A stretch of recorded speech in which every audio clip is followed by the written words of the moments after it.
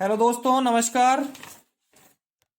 अपन हल करवा रहे थे बीकानेर डिवीजन में जो परिचालन विभाग में शंटिंग मास्टर की वैकेंसी थी उसका पेपर हल करवा रहे थे 8 जनवरी 2022 का। ध्यान रहे, एक पेपर 12 फरवरी 2022 में लगा था। उस पेपर का हल मैंने पिछले वीडियो में हल करवा दिया था, उसका लिंक डिस्क्रिप्शन में दे रखा है। अब हल करवाएंगे 41 नंबर के प्रश्न से लेकर के आगे के प्रश्न। जो 8 जनवरी 2022 को जो पेपर लगा था उसका हल करवा रहे थे। देखो, आउटर तथा होम सिग्नलों के बीच की दूरी क्या होती है? आउटर तथा होम सिग्नल के बीच की दूरी एमएसीएलएस में आउटर होता ही नहीं है, होम सिग्नल होता है। पहले आउटर होता था। उसमें देखो, इसका उत्तर रहेगा 41वें प्रश्न का उत्तर रहेगा सही उत्तर ए 400 मीटर। आउटर और होम सिग्नल के बीच की दूरी 400 मीटर रहेगी। ठीक है। 42वां प्रश्न है, हॉट एक्सल दिखने पर कौन सा सिग्नल दिखाया जाता है? हॉट एक्सल दिखने पर, हॉट एक्सल दिखने पर कौन सा सिग्नल दिखाया जाता है? और 42वें का उत्तर रहेगा ए, लाल सिग्नल दिखाया जाएगा। हॉट एक्सल होने पर लाल सिग्नल दिखाया जाएगा। ठीक है। 43वां प्रश्न देखेंगे, संपार फाटक एलसी गेट की क्लास होती हैं। संपार फाटक कितने प्रकार के होते हैं? इसका उत्तर सही रहेगा डी, 5 प्रकार के होते हैं। संपार फाटक 5 प्रकार के होते हैं। एलसी जो गेट एलसी गेट का मतलब होता है लेवल क्रॉसिंग गेट, संपार फाटक। और इनकी जो क्लास होती है वो 5 प्रकार के होते हैं, ए, बी, सी, डी और एक होता है स्पेशल क्लास। एक होता है स्पेशल क्लास। 43वें प्रश्न का उत्तर रहेगा डी, 5 सही रहेगा इसमें। ठीक है। प्रश्न संख्या 44 देखो, FOIS फोयस के तहत RMS क्या है? फोयस के तहत RMS क्या है? अब देखो, फोयस का फुल फॉर्म बता देता हूं पहले मैं आपको। ध्यान रहे, ये फुल फॉर्म हमेशा आते रहते हैं, इस पेपर में भी था। हर पेपर में 2-4 फुल फॉर्म जरूर आती हैं। प्रत्येक जो विभागीय परीक्षाएं होती हैं उनमें ऐसी फोयस और RMS और कोयस ऐसी जो फुल फॉर्म है वो हमेशा आती रहती है। इस पेपर में भी है। इससे पिछले जो 22 फरवरी वाला पेपर मैंने हल करवाया था पिछले वीडियो में, उसमें भी थी। फोयस की फुल फॉर्म होती है फ्रेट ऑपरेशन इंफॉर्मेशन सिस्टम। फोयस की जो फुल फॉर्म होती है वो होती है फ्रेट ऑपरेशन इंफॉर्मेशन सिस्टम। अब इसमें आरएमएस, फोयस में आरएमएस क्या करेगा?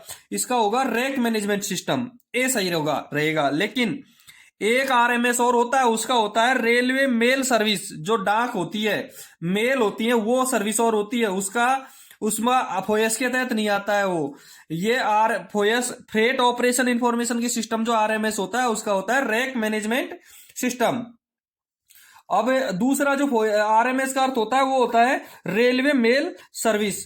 45वां प्रश्न देखेंगे, इसलिए 44वें प्रश्न का उत्तर रहेगा ए। 45वां प्रश्न देखेंगे, ट्रैफिक गेट का बैरियर टूट जाने पर किसको सूचना दी जाएगी? ट्रैफिक गेट के बैरियर टूटने पर, ध्यान रहे, ट्रैफिक गेट पर हमेशा यातायात विभाग का सक्षम कर्मचारी रहता है। ट्रैफिक गेट पर हमेशा यातायात विभाग का सक्षम कर्मचारी रहता है और वो हमेशा स्टेशन मास्टर के अंडर में काम करता है, हमेशा स्टेशन मास्टर के अधीन काम करता है। तो ट्रैफिक गेट का बैरियर टूट जाएगा तो प्राथमिकता से सूचना स्टेशन मास्टर को दी जाएगी। इसलिए 45वें प्रश्न का उत्तर रहेगा ए, स्टेशन मास्टर। 45वें का उत्तर रहेगा ए। अब देखो 46वां प्रश्न। अभी तक जिन्होंने अपना वीडियो लाइक और शेयर नहीं किया है वो लाइक और शेयर करें, और चैनल को सब्सक्राइब नहीं किया है तो अपने चैनल को सब्सक्राइब करें।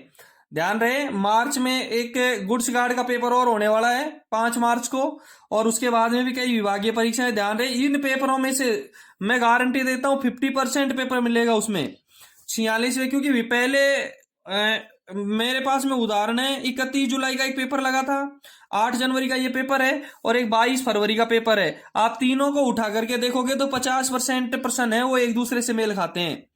गाड़ी में आग लगने पर जिस डिब्बे में आग लगी है उससे शेड को कितनी दूर रखा जाएगा? शेष लोड को कितनी दूर रखा जाएगा? सीधा सा उत्तर है और 46 में 50 मीटर दूर। कितना? 50 मीटर दूर। ध्यान रहे, ऐसा नियम है वो G&SR के सामान्य नियम 6.03 में लिखा हुआ है। ऐसा है जो नियम है, आग लगने का नियम है, वो G&SR के 6.03 के अनुसार लिखा गया है और उसी के अनुसार इसको 50 मीटर दूर रखा जाएगा। 47वां प्रश्न देखेंगे, बहुसंकेतीय सिग्नल व्यवस्था multiple aspect signalling system MACLS multiple aspect signalling service, बहुसंकेतीय सिग्नल व्यवस्था बहुसंकेतीय सिग्नल व्यवस्था में ब्लॉक ओवरलैप, और ब्लॉक ओवरलैप लाइन क्लियर के लिए होता है। ब्लॉक ओवरलैप किसके लिए होता है? लाइन क्लियर के लिए होता है। 180 मीटर लाइन क्लियर के लिए दिया जाने वाली जो पर्याप्त दूरी है वो होती है ब्लॉक ओवरलैप, और सिग्नल झुकाने के लिए जो पर्याप्त दूरी होती है वो होती है सिग्नल ओवरलैप। ये ऐसे प्रश्न बहुत आते हैं, ब्लॉक ओवरलैप और सिग्नल ओवरलैप। ब्लॉक ओवरलैप की दूरी 180 मीटर होती है, सिग्नल ओवरलैप की दूरी 120 मीटर होती है। सिग्नल ओवरलैप सिग्नल झुकाने की पर्याप्त दूरी है, और ब्लॉक ओवरलैप लाइन क्लियर देने की पर्याप्त दूरी है। इसलिए 47वें प्रश्न का उत्तर रहेगा 180 मीटर। 47वें का बी सही रहेगा, 180 मीटर। 48वां प्रश्न देखेंगे, palace on wheels, palace on wheels गाड़ी किस रेलवे के स्वामित्व की है? पैलेस ऑन व्हील्स गाड़ी है एनआर की।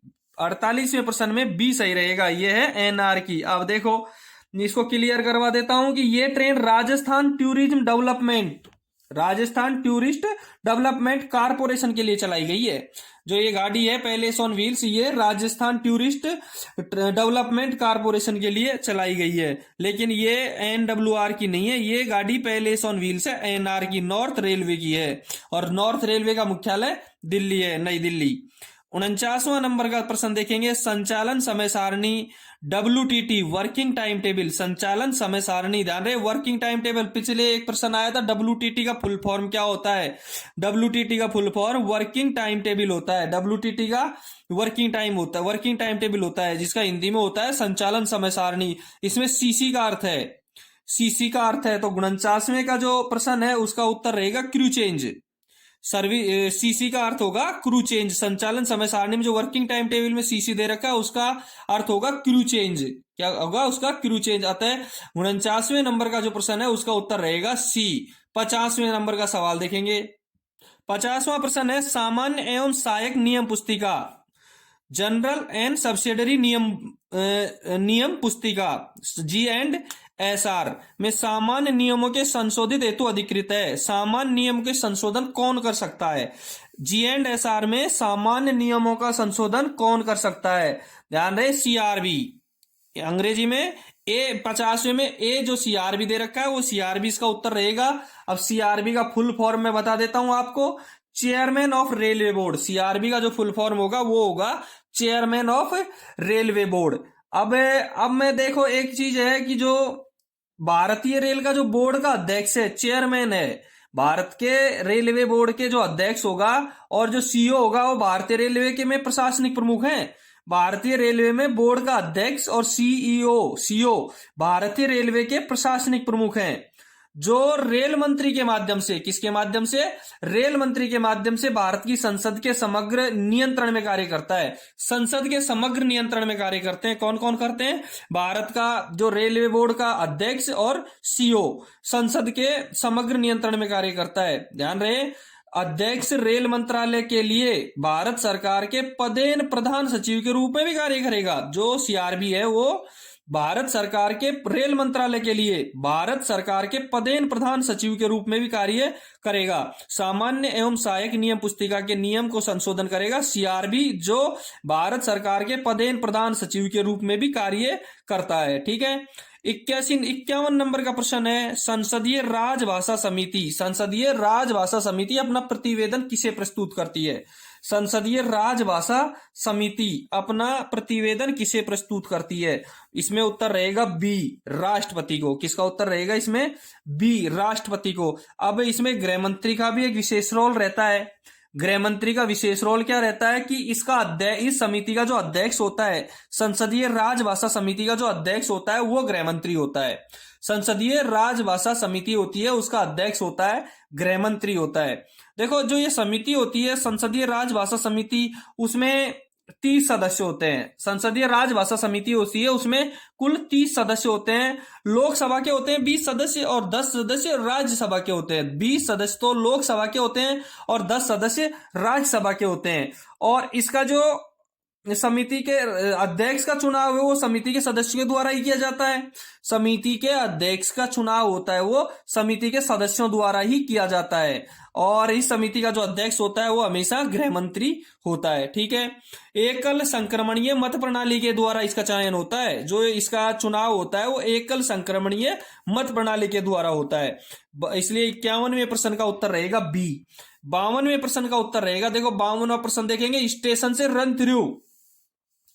से रन थ्रू जाने वाली गाड़ी कौन सी लाइन से गुजारी जाती है? सामान्यतया लूप लाइन नंबर 2 से, मेन लाइन से, लूप लाइन 2 से नहीं, मेन लाइन से। लूप लाइन से जब मेन लाइन ब्लॉक होती है तो लूप लाइन से निकाली जाएगी। बाकी सामान्यतया स्टेशन से जो रन थ्रू जाने वाली गाड़ी है वो मेन लाइन से गुजारी जाएगी, सामान्यतया मेन लाइन से गुजारी जाएगी। 53 नंबर का प्रश्न देखेंगे, लोड स्टेबल करने के लिए दोनों तरफ के अंतिम कितने डिब्बों के हैंड ब्रेक लगाने होते हैं? हैंड ब्रेक एक सिस्टम है अपना 1+1, 2+2 और 6+6, 1 2 6 या 2 4 12, 1+1, इसमें उत्तर रहेगा 6 6। 1+1 स्टेबल करते हैं तो 1+1 2 तो चेन लगाते हैं, 2+2 गुटके लगाते हैं, 4 गुटके, 2 चेन 4 गुटके और 12 हैंड ब्रेक, 2 चेन 4 गुटके और 12 हैंड ब्रेक। इसलिए 53वें प्रश्न का उत्तर रहेगा ए। 54वें प्रश्न का उत्तर है, उत्तर पश्चिमी रेलवे NWR पर ZRTI कहां है? ध्यान रहे, उत्तर पश्चिमी रेलवे में ZRTI उदयपुर में है। उत्तर पश्चिमी रेलवे की ZRTI उदयपुर में है। ध्यान रहे, ZRTI का फुल फॉर्म होगा zonal railway training institute, zonal railway training institute. और zonal railway training institute NWR का उदयपुर में है। इसको हिंदी में कहेंगे तो कहेंगे क्षेत्रीय रेल प्रशिक्षण संस्थान। ZRTI को हिंदी में कहेंगे क्षेत्रीय रेल प्रशिक्षण संस्थान। 55वां प्रश्न देखेंगे, 55वें प्रश्न में है RTI का क्या अभिप्राय है? RTI का क्या अभिप्राय है? Right to information, right to information. इसलिए 55वें प्रश्न का उत्तर रहेगा ए, राइट टू इंफॉर्मेशन। मैं क्लियर कर देता हूं इसका कि ये एक सूचना का अधिकार होता है। RTI क्या होता है? एक सूचना का अधिकार होता है, सूचना का अधिकार होता है। अधिनियम भारत, ये सूचना का अधिकार अधिनियम है, ये भारत की संसद द्वारा पारित एक कानून है। जो RTI है, इंफॉर्मेशन, राइट टू इंफॉर्मेशन, वो एक भारत की संसद द्वारा पारित एक कानून है जो 12 अक्टूबर 2005 को लागू किया था। हिंदुस्तान में 12 अक्टूबर 2005 को लागू किया था। RTI है वो 12 अक्टूबर 2005 को लागू किया गया था। 56वें प्रश्न का उत्तर रहेगा, ट्रेन पार्ट होने पर रात के समय कौन सा सिग्नल दिया जाता है? ध्यान रहे, ट्रेन पार्ट होने पर रात के समय सफेद बत्ती दिखाएगा, रात के समय सफेद बत्ती दिखाएगा ऊपर से नीचे तक, शरीर के ऊपर से नीचे तक। ट्रेन पार्ट होने पर रात के समय सफेद बत्ती दिखाएगा, वो भी शरीर के ऊपर से नीचे तक। 57वां प्रश्न रहेगा, इसलिए 56वें का बी सही रहेगा। 57वें का उत्तर रहेगा, उत्तर पश्चिमी रेलवे पर मंडलों की संख्या है। ये प्रश्न बार बार आ रहा है, ये प्रश्न बहुत बार आ चुका है। उत्तर पश्चिमी रेलवे पर मंडलों की संख्या, उत्तर पश्चिमी रेलवे में 4 मंडल हैं, डिवीजन, 4 डिवीजन है। ध्यान रहे, उत्तर पश्चिमी रेलवे की स्थापना 1 अक्टूबर सन 2002 को हुई थी।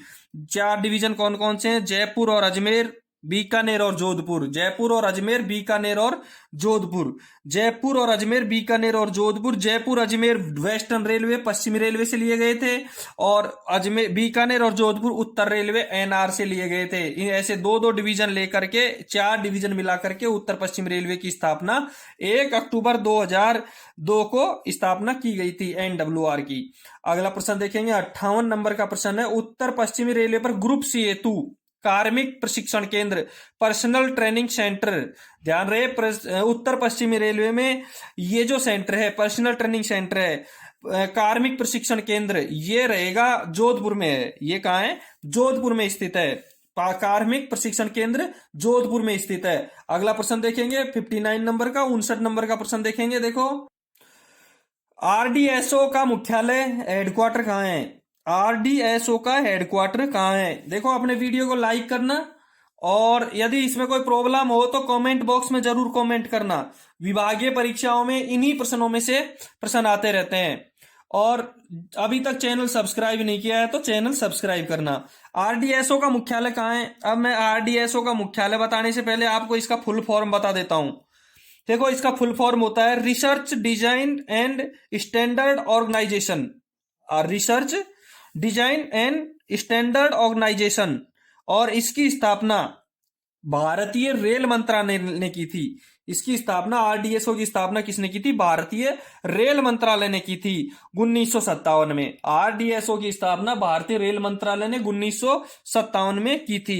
इसका अंग्रेजी में है research design and standard organisation, और हिंदी में इसको कहेंगे अनुसंधान अभिकल्प एवं मानक संगठन। अनुसंधान अभिकल्प एवं मानक संगठन कहेंगे। ध्यान रहे, आरडीएसओ भारत की एक अनुसंधान एवं विकास संस्था है जो रेल मंत्रालय के अधीन काम करती है। जो आरडीएसओ है वो आरडीएसओ जो भारत की एक अनुसंधान एवं विकास संस्था है जो रेल मंत्रालय के अधीन काम करती है, और इसका मुख्यालय लखनऊ में है। इसका मुख्यालय लखनऊ में है। आरडीएसओ का मुख्यालय लखनऊ में है। 59 का उत्तर रहेगा बी। आरडीएसओ का मुख्यालय लखनऊ में रहेगा। लखनऊ में रहेगा क्या? लखनऊ में है।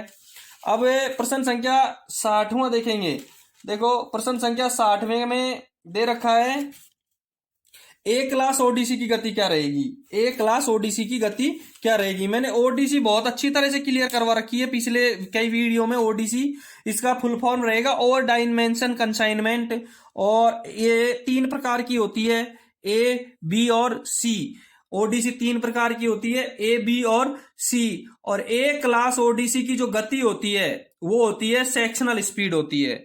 ए क्लास की जो गति होती है वो होती है सेक्शनल स्पीड होती है। ए क्लास ओडीसी गति सेक्शनल स्पीड होती है, और इसे दिन और रात में दोनों में चलाया जा सकता है। ध्यान रहे, बी क्लास जो ओडीसी होती है उसकी जो गति होती है वो होती है ब्रॉड गेज में 40, मीटर गेज में 25 और नैरो गेज में 15 kmph की। बी क्लास ओडीसी की ब्रॉड गेज में 40 kmph की, मीटर गेज में 25 kmph की और नैरो गेज में 15 kmph की गति होती है। बी क्लास ओडीसी को और ए क्लास ओडीसी को दिन और रात दोनों में चलाया जा सकता है, लेकिन सी क्लास ओडीसी को केवल दिन में ही चलाया जा सकता है। सी क्लास ओडीसी की गति जो बीजी में 25 है, एमजी में 25 और नैरो गेज में 15 kmph की रहेगी। सी क्लास ओडीसी की जो गति है वो बीजी और एमजी में 25 kmph की और नैरो गेज में 15 kmph की गति रहेगी। ए, बी और सी क्लास तीनों ओडीसी कंप्लीट हैं। ए और बी ओडीसी को दिन और रात दोनों में चलाया जा सकता है। सी क्लास ओडीसी को केवल दिन में चलाया जा सकता है, रात में नहीं चलाया जा सकता है। सवाल प्रश्न नंबर है वो 61वां देखेंगे। एक वैगन में कितने एंगल कोक होते हैं?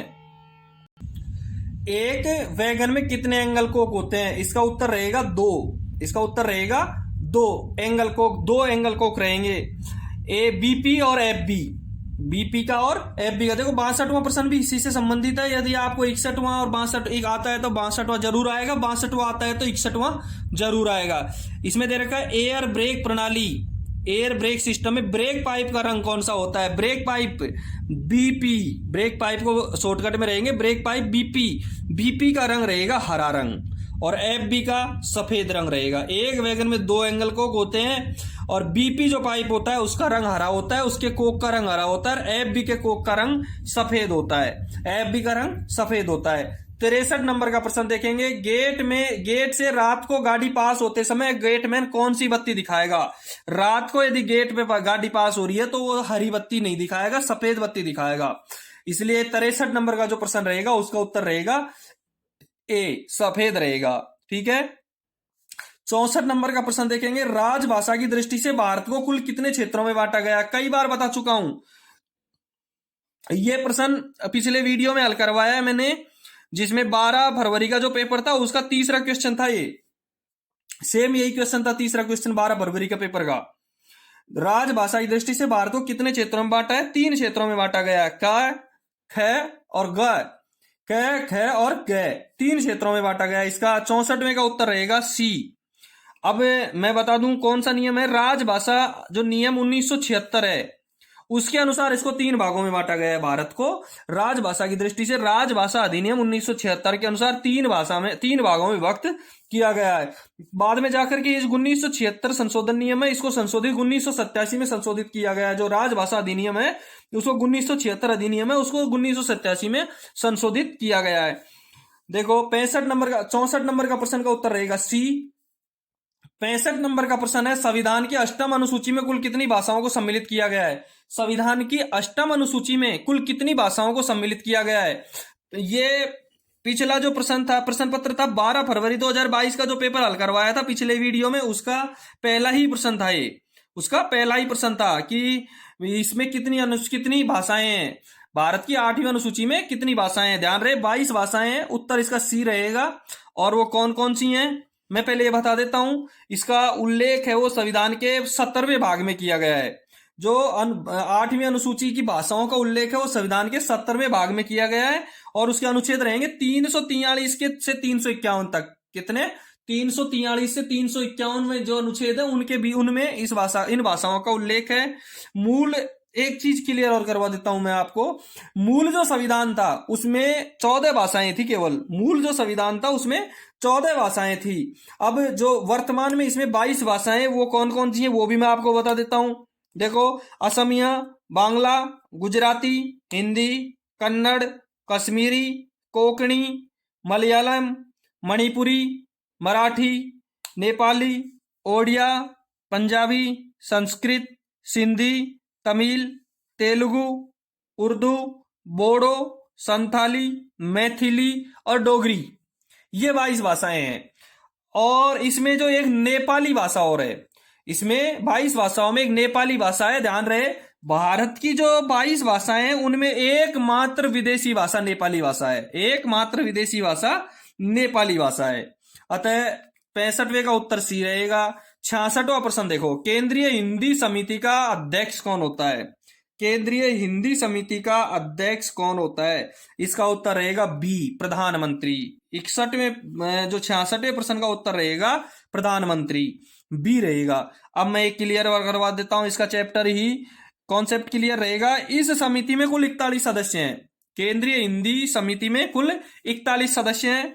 इस समिति में 6 राज्य, देखो 6 राज्य कैसे कि भाषा की जो राजभाषा की दृष्टि से भारत को 3 भागों में बांटा गया है। तीनों भागों में से 2-2 राज्य लिए गए हैं और उनके मुख्यमंत्रियों द्वारा इसका प्रतिनिधित्व होता है। राज्य जो केंद्रीय हिंदी समिति है उसमें जो 6 राज्यों के मुख्यमंत्री लेते हैं, 2-2 राज्य, कै ख गै में से 2-2 राज्य लेते हैं, 2 राज्यों के मुख्यमंत्री इसके प्रतिनिधित्व करते हैं। अब कैसे? वर्तमान में आसाम, बिहार, केरल, ओडिशा, पंजाब, राजस्थान, आसाम और बिहार, केरल और उड़ीसा, पंजाब और राजस्थान, इनके जो 6 मुख्यमंत्री हैं वो इनका प्रतिनिधित्व कर रहे हैं। ठीक है, इसके 41 सदस्य होते हैं और इसका उत्तर रहेगा बी, प्रधानमंत्री। केंद्रीय हिंदी समिति का अध्यक्ष रहेगा प्रधानमंत्री, इसका उत्तर रहेगा बी। 67 नंबर का प्रश्न देखेंगे, द्विभाषी दस्तावेज जारी किए जाने हेतु नियम किस धारा में निहित है? मैंने पहले भी पिछले वीडियो में भी बता दिया था कि द्विभाषी दस्तावेज जारी करने के लिए हमारे जो रेल के जो कार्यालय होते हैं उनमें मोहर और कार्य सभी द्विभाषी दस्तावेज होते हैं, सभी 2 भाषाओं में तैयार किए जाते हैं। इससे संबंधित जो नियम है वो धारा 3 की 3 में, धारा 3 की 3 में दिया गया है। ये धारा 3 की 3 में निहित है। द्विभाषी दस्तावेज जारी किए जाने का नियम धारा राजभाषा अधिनियम 1963 की धारा 3 के 3 के अनुसार, राजभाषा अधिनियम 1963 की धारा 3 के 3 के अनुसार द्विभाषी दस्तावेज जारी किए जाते हैं। ठीक है, अब जो राजभाषा की दृष्टि से भारत को 3 भागों में विभाजित किया है उनका मैं आपको उल्लेख करके बता देता हूं कौन कौन से हैं। क, ख और ग। देखो, क जो भाग है उसमें कौन कौन से राज्य हैं? बिहार, हरियाणा, हिमाचल प्रदेश, मध्य प्रदेश, छत्तीसगढ़, झारखंड, उत्तराखंड, राजस्थान और उत्तर प्रदेश राज्य हैं, तथा अंडमान और निकोबार द्वीप समूह और दिल्ली ये संघ के राज्य क्षेत्र अभिप्रेत हैं, ये इसमें सम्मिलित हैं। ख में कौन कौन से हैं? गुजरात, महाराष्ट्र, पंजाब, ये तो राज्य हैं। चंडीगढ़, दमन और दीव और दादरा और नगर हवेली ये संघ राज्य हैं। और जो बच गए वो ग में आते हैं, जो बचे हुए शेष हैं संघ राज्य और राज्य वो बचे जो ग के अंदर आते हैं। देखो, 67 नंबर का हो गया। 68 नंबर का जो प्रश्न है उसका उत्तर रहेगा, देखो, रेल हिंदी सलाहकार समिति का अध्यक्ष कौन होता है? रेल हिंदी सलाहकार समिति का अध्यक्ष होता है रेल मंत्री। 68 नंबर के प्रश्न का उत्तर रहेगा सी। रेल हिंदी सलाहकार समिति का जो अध्यक्ष होगा वो रेल मंत्री रहेगा। ध्यान रहे, पिछले जो 25 मई 2021 को रेल हिंदी सलाहकार समिति की बैठक हुई थी, कौन से नंबर की? 60वें नंबर की।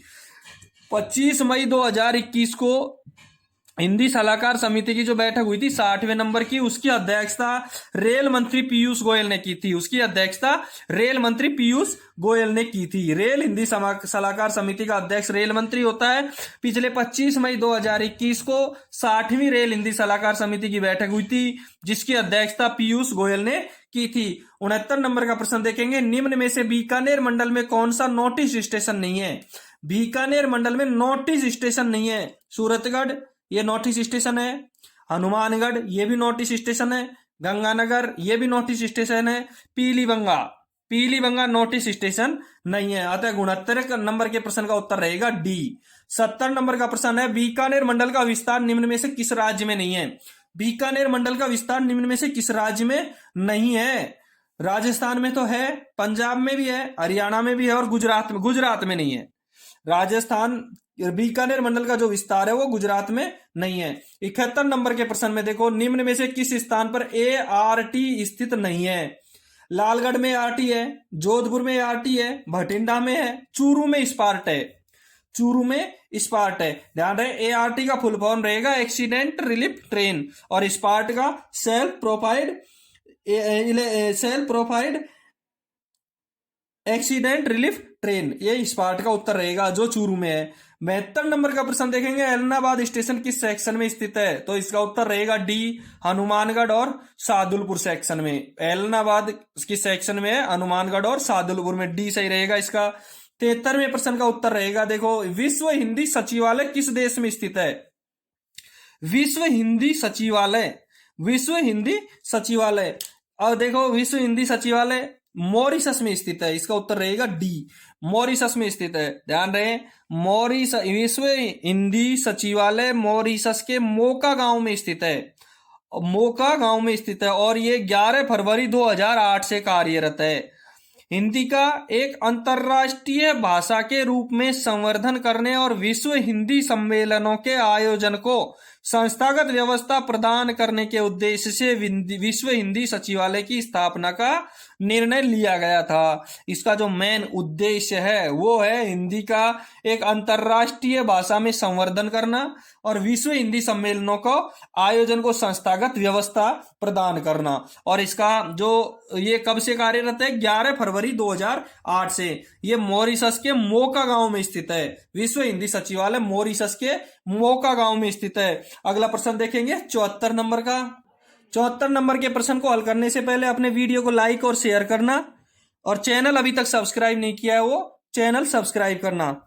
74 नंबर का प्रश्न है, निम्न में से बीकानेर मंडल का इंटरचेंज पॉइंट नहीं है। बीकानेर मंडल का इंटरचेंज पॉइंट नहीं है। ध्यान रहे, फलौदी, बीकानेर, फलौदी, पालनपुर, रेवाड़ी और रतनगढ़। फलौदी, पालनपुर, रेवाड़ी और रतनगढ़। रतनगढ़ जोधपुर का, फलौदी जोधपुर का और रेवाड़ी जयपुर का इंटरचेंज पॉइंट है। पालनपुर है वो इंटरचेंज पॉइंट नहीं है बीकानेर डिवीजन का। पालनपुर बनासकांठा जिले का में स्थित है और वेस्टर्न रेलवे गुजरात में आता है। पालनपुर गुजरात में आता है जो वेस्टर्न रेलवे के बनासकांठा जिले में स्थित है। 75 नंबर का प्रश्न रहेगा, बीकानेर मंडल पर वर्तमान में मंडल रेल प्रबंधक का नाम। वर्तमान में मंडल रेल प्रबंधक इसमें तो है नहीं भैया, इनमें से कोई नहीं आएगा। ठीक है।